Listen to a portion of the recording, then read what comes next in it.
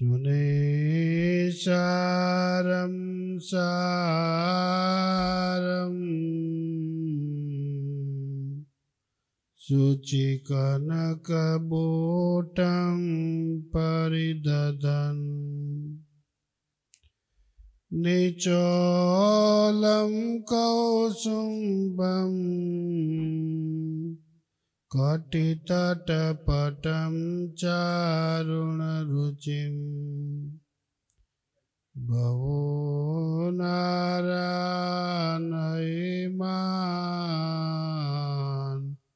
वरवलयकेयुरमुकुटान् असद्वक्त्रेन्दुर्मे दृशिजयतु नारायणमुनि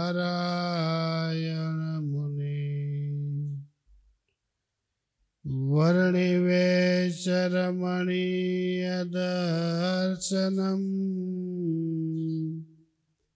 मन्दहास्यरुचिराननाम्बुजम् पूजितं सुरनरोत्तमेर्मुदा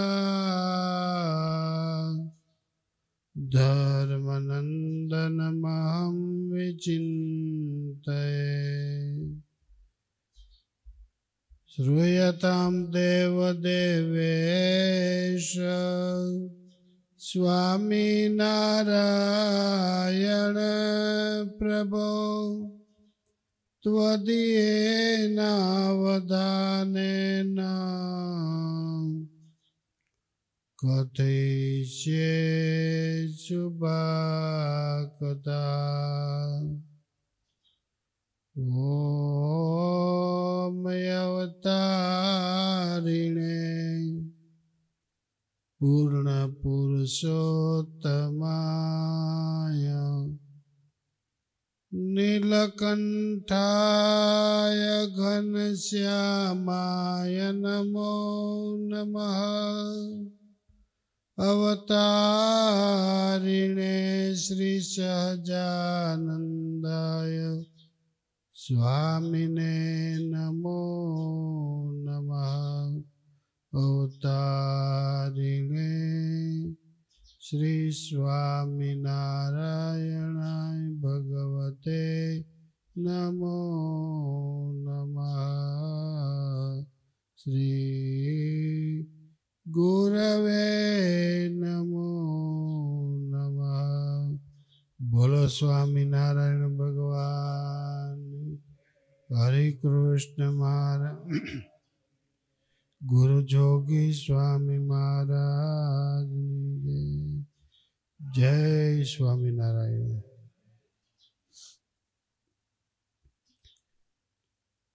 निष्कुलानंद काव्य हरिबल गीता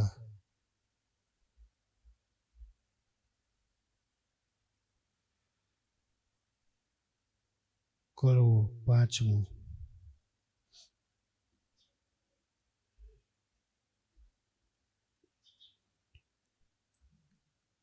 गई काले हरिबल गीता पांचमा कड़वानी एक कड़ी आपणे वांची हती।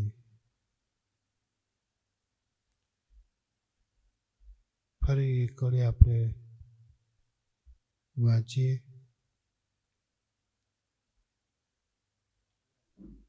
જ્યારે જુએ જનના અવગુણ અવિનાશજી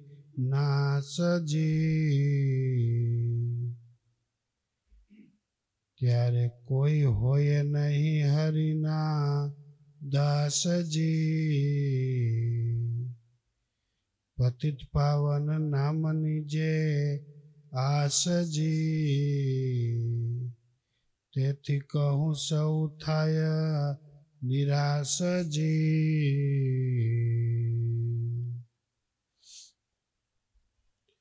ભગવાન આપણા અવગુણ સામે જુએ મેળ ખાય એમ જ નથી।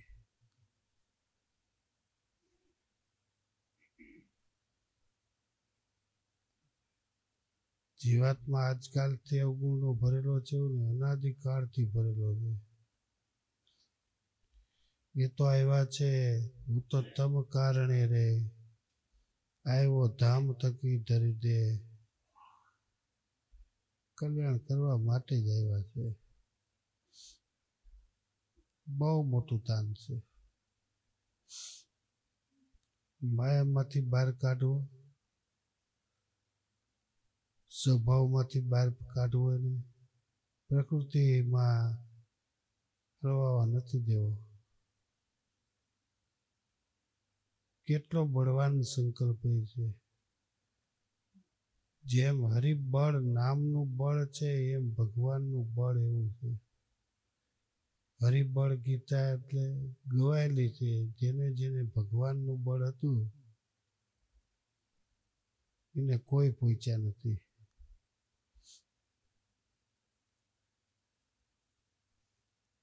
એ અનુભવ કર્યા જેવો છે ભગવાનના બળનો.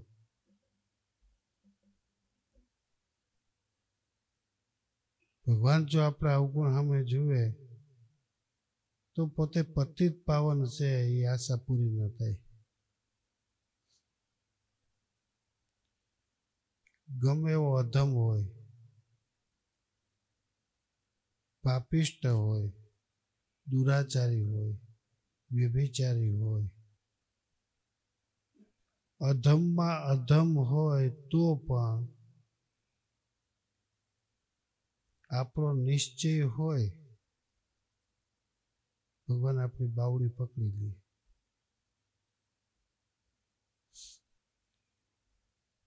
બહુ સરસ વાત છે આ. કેટલી સરસ મજાની મધુર કરી સ્વામી લખી.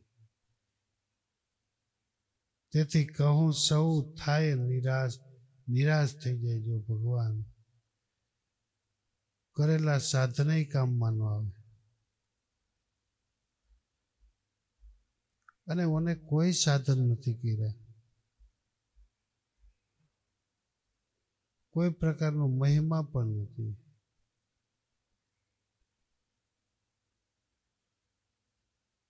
ભક્ત ચિંતામણીમાં કથા આવે, ભગુને ભરોસો ભારી, નાથ નહીં જુએ કરણી મારી.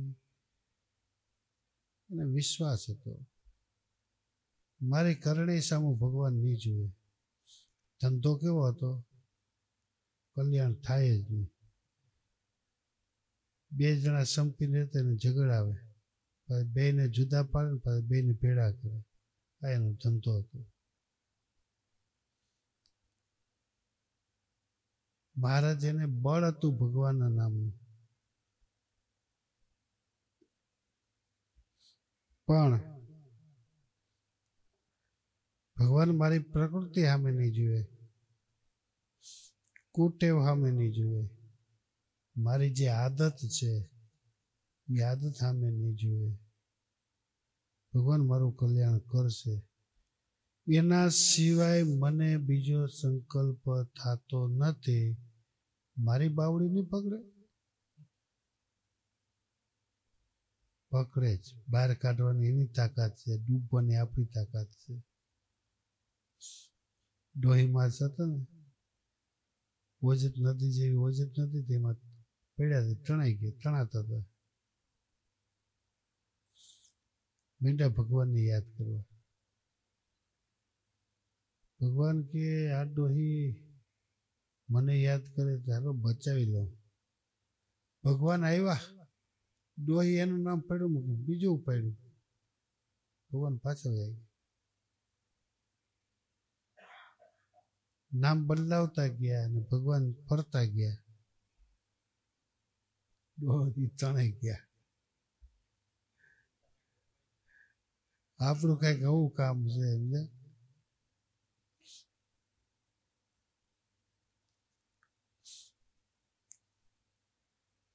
સ્ટેજ ઉપર ગમે તે આવે,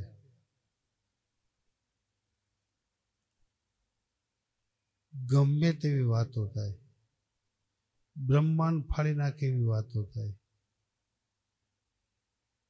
આપને સંતોષ પમાડી દે એવી વાતો થાય, નિર્ભય કરી દે એવી વાતો થાય, શંકાઓથી રહિત થઈ જાય એવી વાતો થાય, છતાં પણ આપણી બુદ્ધિમાં ફેર ન પડવો જોઈએ. એને કહેવાય નિશ્ચય, એને કહેવાય તદાત્મકપણું,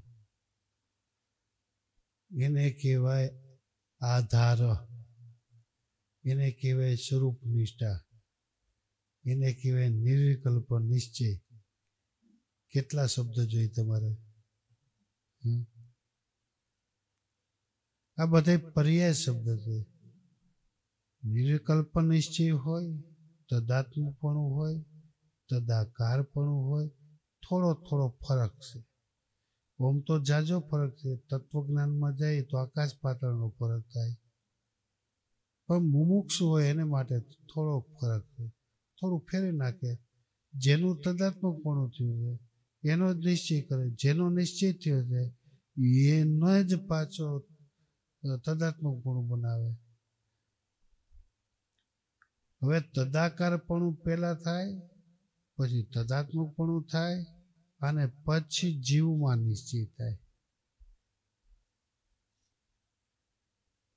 જીવમાં નિશ્ચય થયો એટલે નિર્વિકલ્પ નિશ્ચય થઈ ગયો. પણ પ્રારંભ તો કરવો પડે કે નહીં? પેલો બાળક હોય ને, કેટલા વિઘન આવે, એની માએ નિશ્ચય કરાયો કે આ તારો બાપ. સમજતો નથી. પેલો શબ્દ એના કાન ઉપર પડ્યો કે આ મારી મા છે, આ મારો બાપ છે, આ મારો ભાઈ છે, આ મારો કાકો છે.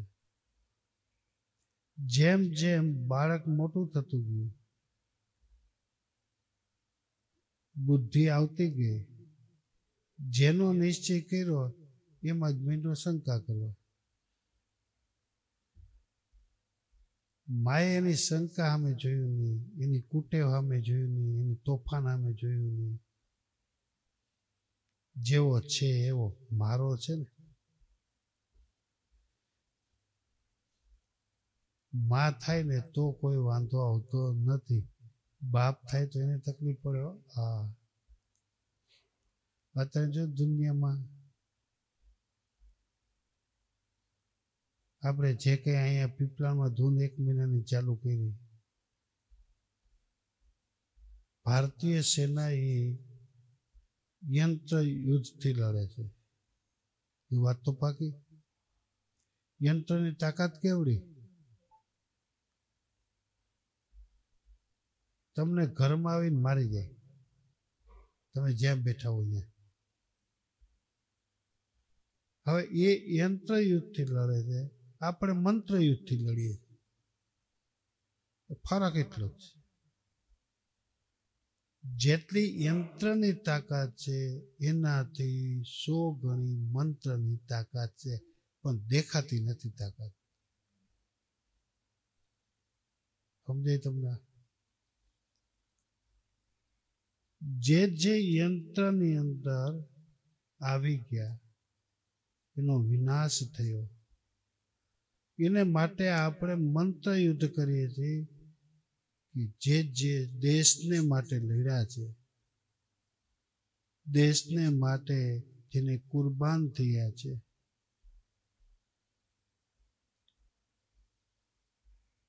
તો આપણે મંત્ર યુદ્ધ કરીએ છીએ, મંત્ર બોલીએ છીએ, ધૂન કરીએ છીએ, તાલી પાડીએ છીએ, એનું સારું થાય. ભાગવતમાં શ્રી કૃષ્ણ ભગવાને અસુરનો મોક્ષ કર્યો. એ અસુર એની પાસે યંત્ર નહોતું, મંત્ર નહોતો, એની પાસે તંત્ર વિદ્યા હતી. વિવેક પાસે બીજું હતું, હું મોઠ નાખતો મારી નાખતું, માનું વશ કરી લેતો. ભક્તિ ચિંતામણીમાં કથા આવે ને, મોઠ નાખે અને તમને દેખાડે જો આ લીલું ઝાડ શરણે થઈ જાય ને કે હમણાં નાખ, ખાલી ઘર નાખી. મોઠ નાખે લીલું છમ ઝાડ હોય હાવ હુકાઈ જાય. તંત્ર વિદ્યા કહેવાય એને. વિદ્યા ઘણી પ્રકારની છે, પણ એ વિદ્યામાં જે મંત્ર વિદ્યા છે એ બ્રહ્મ વિદ્યા જેવું કામ કરે. બ્રહ્માસ્ત્ર છોડે તો કોઈનું કંઈ આવે નહીં. એમાં યુદ્ધની અંદર બધા લડે છે, યંત્ર વિદ્યાથી લડે છે. સામે તો પહોંચાય એમ નથી. સામે જાય તો લડનારો પોતે જ ખતમ થઈ જાય. તો કરવું શું? એને માટે બીજો કોઈ ઉપાય નહીં. એની માટે હિંમત જ છે. મરવું તોય ભલે, જીવીએ તોય ભલે. આ એક કથમ ઓઢીને જ આગળ હેલો હોય. વિચાર કરો. એમ આપણે આગળ જવું છે મંત્ર વિદ્યામાં. આ મંત્ર વિદ્યાની તાકાત છે.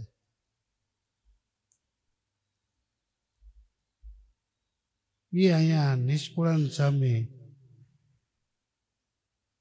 મળદાને બેઠા કરી દે. મળદા બેઠા થઈ જાય. મરેલો જીવિત થઈ જાય. વિચાર તો કરો.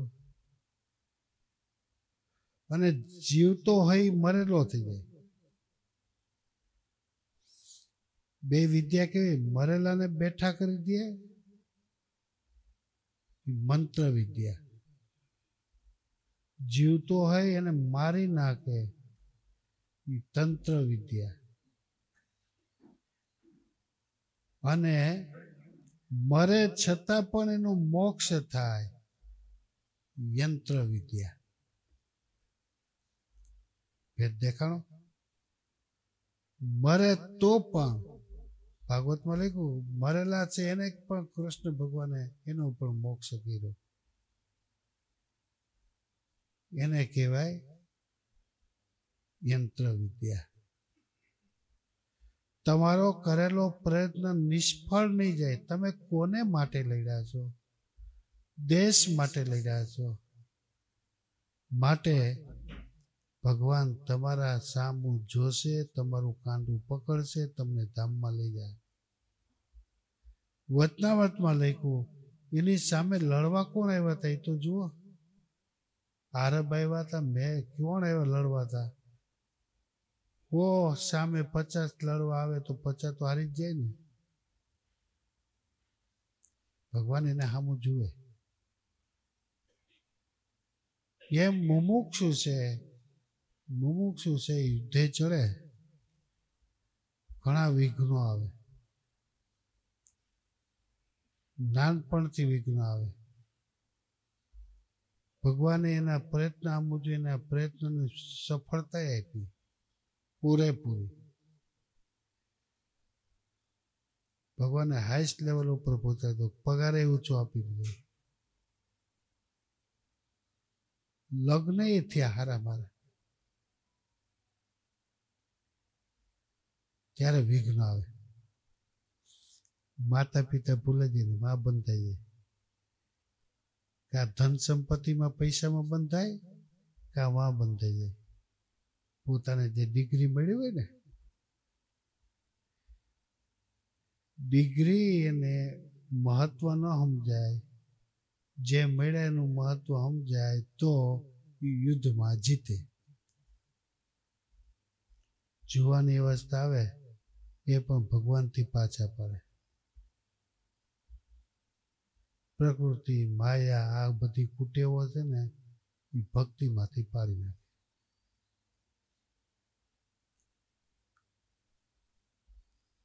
આપણે આગળનું વિચારીએ કે આ દાદા ખાચર, જીવબા, લાડુબા, નાની, પંચાળી આ બધાએ ના જુઓ તો પરીક્ષા કેવડી કરી. હાલો એ બધાને ભૂલી જાઓ. સીતાની પરીક્ષા કેવડી કરી, રાધાની પરીક્ષા કેવી કરી, અરે ગોપીની પરીક્ષા કેવી કરી. અરે આ હરિનામમાં પહેલું જ દ્રષ્ટાંત અજામેલનું આવ્યું. હે, અજામેલ મારો એનું મોક્ષ થઈ ગયું. પ્રહલાદની પરીક્ષા, હે, એનો બાપ એને મારવા તૈયાર છે, છતાં પણ ભગવાને ઓલા પ્રહલાદે હરિનું નામ મૂક્યું નહીં. એ સમજતો કે આમાં તાકાત છે, એકયમાં તાકાત નથી. મોહન ભગત યંત્ર યુદ્ધ, આખું યંત્ર યુદ્ધ કહેવાય. યંત્ર યુદ્ધમાં મરે તો પણ એનું ભલું થાય, એને ફાંસીની સજા ન મળે. હજારોનો કચરઘાણ કાઢી નાખે તો પણ એને હાર પહેરવા મળે, શાબાશી મળે. યંત્ર યુદ્ધ છે. યંત્ર યુદ્ધથી પણ અનંત ગણિત તાકાત મંત્ર યુદ્ધમાં છે. જો મંત્ર એટલે કેનો મંત્ર છે? સ્વામિનારાયણનો મંત્ર છે, રામનો મંત્ર છે, કૃષ્ણનો મંત્ર છે. એ જોવાની ખૂબી છે. તમે જેમ મંત્રને આધીન થાવ તો તમે જેમ યુદ્ધની અંદર લડો છો અને તમે લડતા લડતા દેહનો અંત આવી ગયો તો પણ એને શાબાશી મળે છે. એમ યંત્ર યુદ્ધમાં જો શાબાશી મળતી હોય તો મંત્ર યુદ્ધમાં ભગવાન શાબાશી આપવા તૈયાર છે. કદાચ તમે મંત્ર યુદ્ધ ટકાવતા ટકાવતા તમે ભગવાનના ધામમાં જ જાશો. મહારાજે લોયાના ત્રીજા વચનામૃતમાં કહ્યું, મારો ભક્ત હોય ગમે તે રીતે દેહ પડે, ગમે તે રીતે દેહ પડે, પરત ઉપરથી પડે, વાઘ ખાઈ જાય, સર્પ કરડે, હે, અપમૃત્ય કરીને દેહ પડે તો પણ ભગવાનનો ભક્ત ભગવાનના ધામમાં. એ જવાબદારી કોની છે? સ્વામિનારાયણ છે. ભગવાનના ધામ આ પોતે વચન આપ્યું છે. જો તમે મારું નામ નહીં છોડો, મારો નિશ્ચય નહીં છોડો, હું તમને ધામમાં લઈ જઈશ. આને કહેવાય મંત્ર વિદ્યા, તંત્ર વિદ્યા. ખાલી એ વિદ્યા શીખો એટલે શું કહેવાય? મંત્ર વિદ્યા. અને પછી તંત્ર વિદ્યા, તાત્વિક વિદ્યા. એની પાસે એવડી તાકાત હોય તો યંત્ર વિદ્યાની તાકાત, મંત્ર વિદ્યાની તાકાત, બ્રહ્મ વિદ્યાની તાકાત, આ કેટલી પ્રકારની વિદ્યાઓ છે. એમાં સર્વથી શ્રેષ્ઠ છે વિદ્યા એ હરિબર ગીતા, મંત્ર વિદ્યાની તાકાત છે.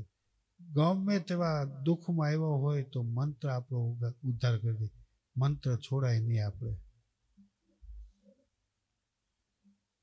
નિષ્ઠા રાખવી કરવી. હોય માન હોય બાપ થવા માંડે, મંત્ર ભૂલાઈ જાય. ગમે એવું દુઃખ આવે, સુખમાં ભૂલાઈ જાય તો દુઃખમાં કેમ નહીં ભૂલાય?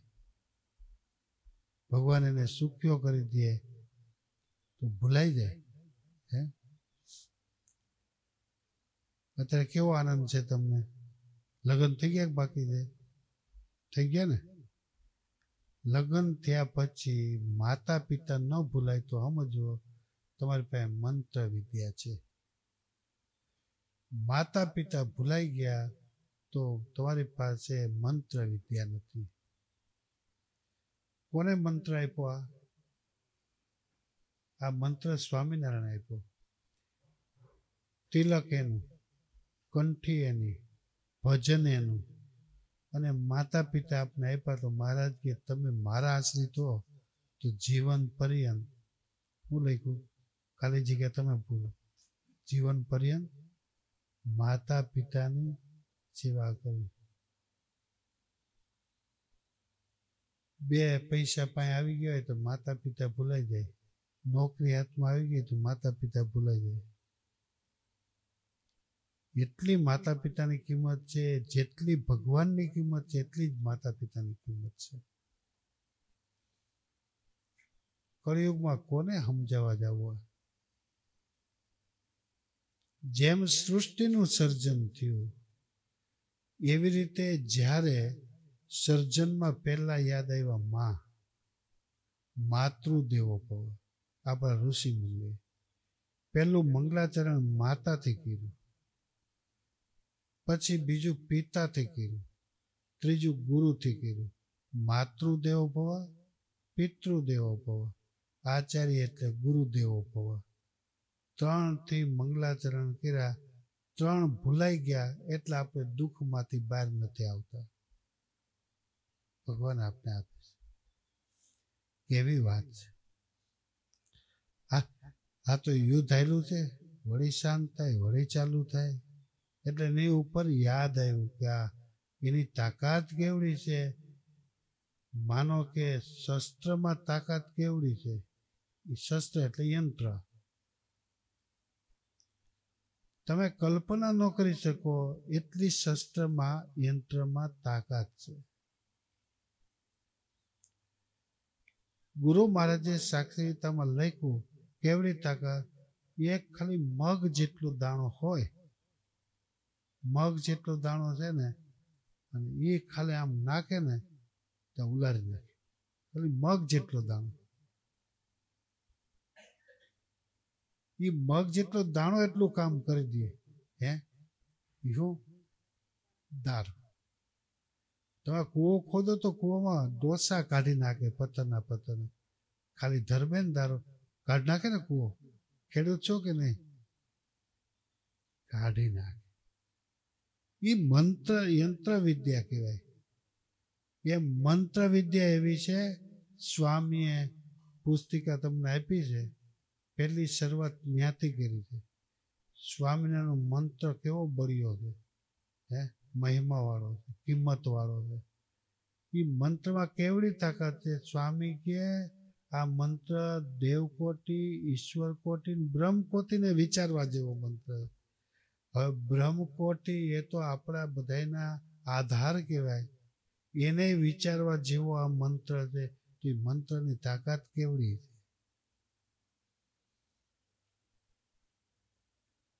સમજવા જેવી છે. વાંધો નહીં ભગત, આમાં ક્યાં કોઈનું નામ દેવું? તમે શક્તિ તો સમજો. આ જ વાત ભાગવતમાં લખાણી, એ જ વાત રામાયણમાં લખાણી, એ જ વાત સ્વામિનારાયણ સંપ્રદાયમાં લખાણી. કોઈ ફરક નથી. તમે અહીંયા બેઠા તો અહીંયા હાથમાં માળા લીધી, સંગ્રામમાં જાઓ તો હાથમાં તલવાર આવી, મારવાનું મન થાય, અહીંયા માળા ફેરવાનું મન થાય. ક્યાં આપણે બેઠા છીએ? જો માતા પિતાની સેવા કરવી હોય તો બેઠક ક્યાં કરવી? બેઠક એ મનુષ્ય ગમે તેવો હોય એની બેઠક ક્યાં છે પેલા વિચારવાનું. આકૃતિ સારી હોય, બુદ્ધિ સારી હોય, તેજસ્વી બુદ્ધિ હોય, પણ એની બેઠક ક્યાં છે? બેઠક ઉપર માણસ ઓળખાય ને એની પરીક્ષા થાય. ઈશ્વરો શું જુએ? એનો વર્તમાન કાળ જુએ. એનો વર્તમાન કાળ એ ક્યાં બેઠો છે? ભૂતકાળે ન જુએ, ભવિષ્યકાળ ન. જેનો વર્તમાન કાળ સુધરો એનો ભવિષ્યકાળ સુધરી જાય. તમે ભણી ગણીને હોશિયાર થયા, તમારા કુળનો ઉદ્ધાર કરો, માતા પિતાનો ઉદ્ધાર કરો. તમે બેઠા કોને? વિદ્યા પાસે બેઠા તો તમે કેટલાનો ઉદ્ધાર કરો. જેની પાસે બેઠા છો એ વિદ્યા જ તમારી લેખે ન લાગી અને જ્યાંથી આપણે ફરીએ તો શું થાય? કે દારૂ, કે વ્યભિચાર, કે વ્યસન એમાં વાપરીએ તો.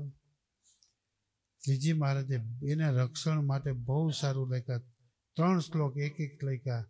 ગરીબ ભક્તને 20મો ભાગ, સાવકારી ભગત હોય એને 10મો ભાગ, ધનાઢ્ય હોય એને એવું નથી કીધું મને જ આપો.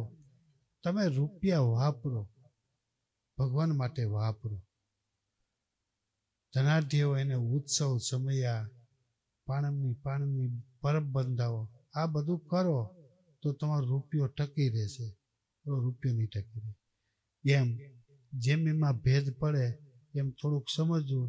એક યંત્ર વિદ્યા છે, એક મંત્ર વિદ્યા છે, એક તંત્ર વિદ્યા છે. આ ત્રણનો ભેદ સમજી જાવ ને તો આપણે જીતેલા જ છીએ. પણ ત્રણનો ભેદ ન સમજાય તો આપણે હારેલા જ છીએ. સહજાનંદ સ્વામી મહારાજ